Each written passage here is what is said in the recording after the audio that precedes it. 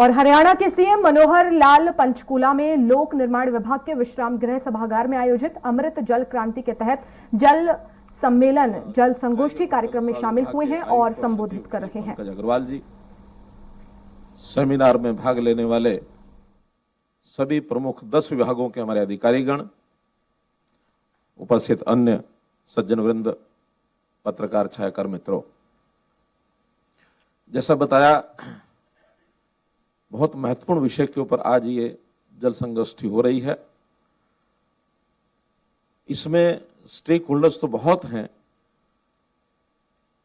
नागरिक स्वयं में इसका सबसे बड़ा स्टेक होल्डर है, लेकिन अगर प्रोफेशनली कोई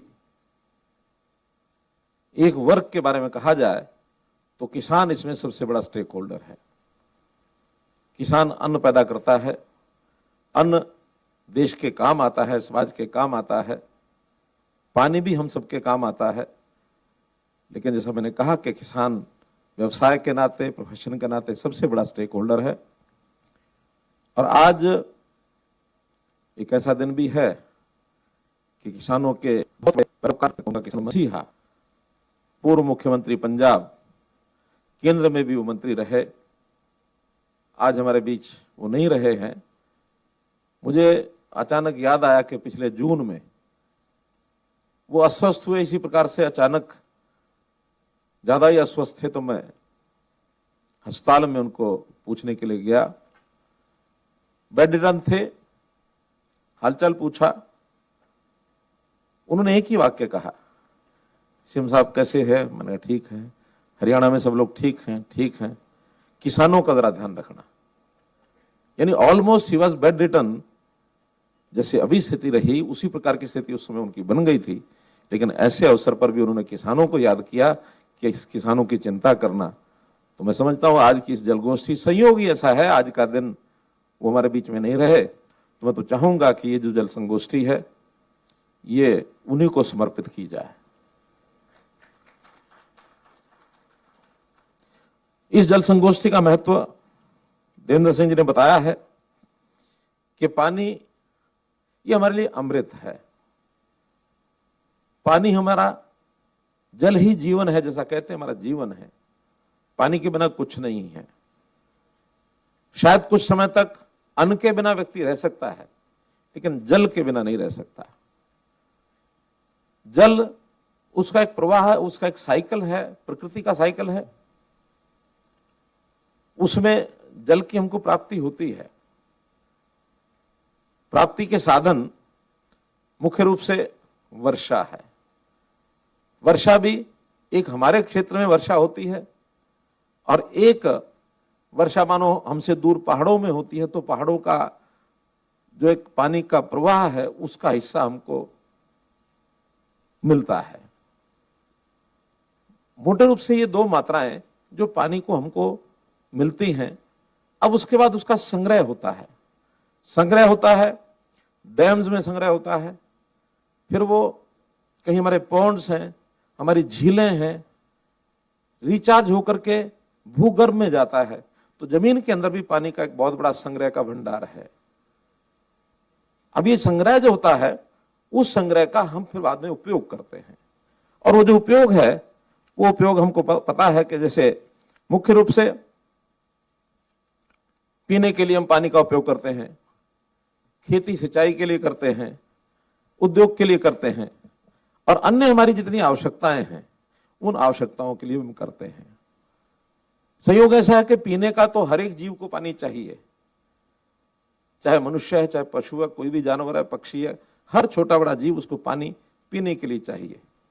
लेकिन एक मनुष्य ही ऐसा है जो पीने के अतिरिक्त और जो उसकी दिनचर्या की दैनिक आवश्यकताएं हैं वो भी पानी पर बहुत निर्भर करती हैं। हम स्नान भी करते हैं, हम कपड़े भी धोएंगे, हम वॉशरूम जाएंगे, वहां भी पानी की आवश्यकता होगी, हम अपना घर का फर्श भी साफ करेंगे, हम अपनी गाड़ी भी धोएंगे, हम अपने उद्योग में पानी ले जाएंगे, उद्योग में भी पानी के बिना उद्योग संभव नहीं है। तो इसके सबसे बड़ी आवश्यकता जो है वो मानव की है, मनुष्य की है।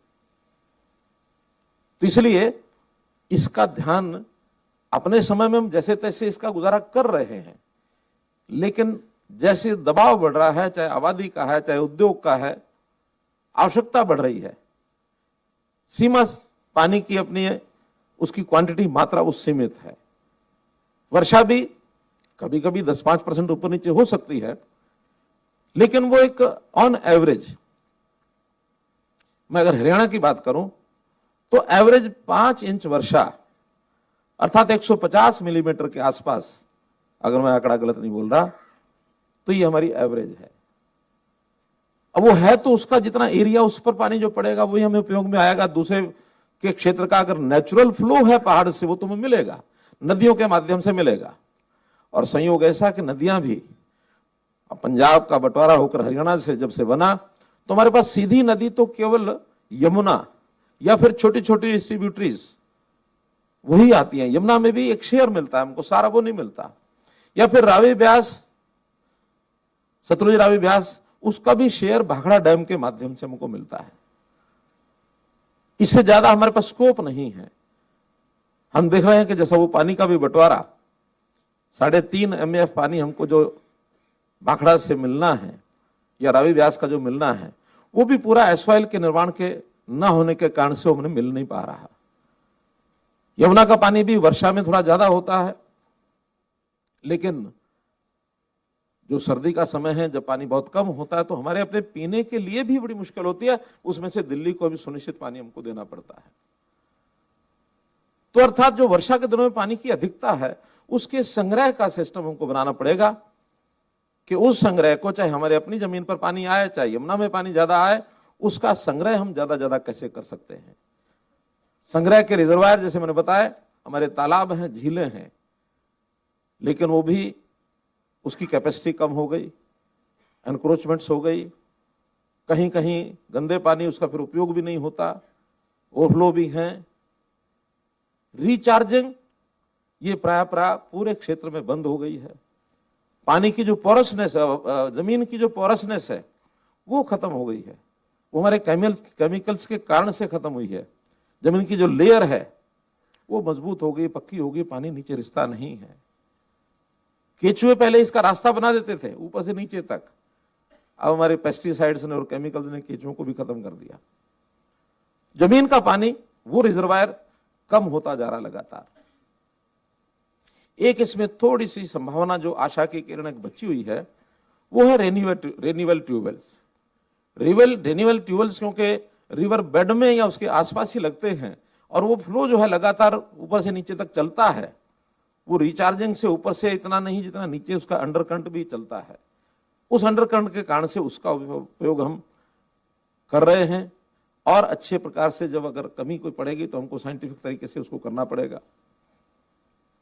फिर भी इसका जो मात्रा है वो हमारी सीमित है, उपयोग बढ़ता जा रहा है। तो ये जो गैप है प्राप्ति में और उपयोग में, इस गैप को फिलअप करना, ये भी हमारी जिम्मेवारी बनती है। अब ये किस प्रकार से करेंगे? जितना पानी का हम उपयोग कर रहे हैं, जैसा बताया कि हमारी आवश्यकता 34 MAF की खेती की है, और मिल रहा है हमको कितना? टोटल 20 MAF, जिसमें से 4 से 5 MAF तो हमको सीधा वर्षा से मिलता है, बाकी नदियों से मिलता है।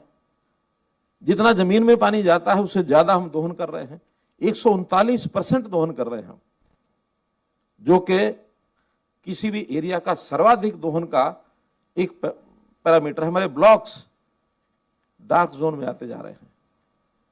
2004-05 में 55 ब्लॉक डार्क जोन में थे, और अभी आज 2020 में 85 ब्लॉक डार्क जोन में है। क्यों मैडम? 30 ब्लॉक डार्क जोन में बढ़ गए हैं। अगर इसी प्रकार से बढ़ता चला गया तो पानी नीचे का भी मिलना बंद हो जाएगा।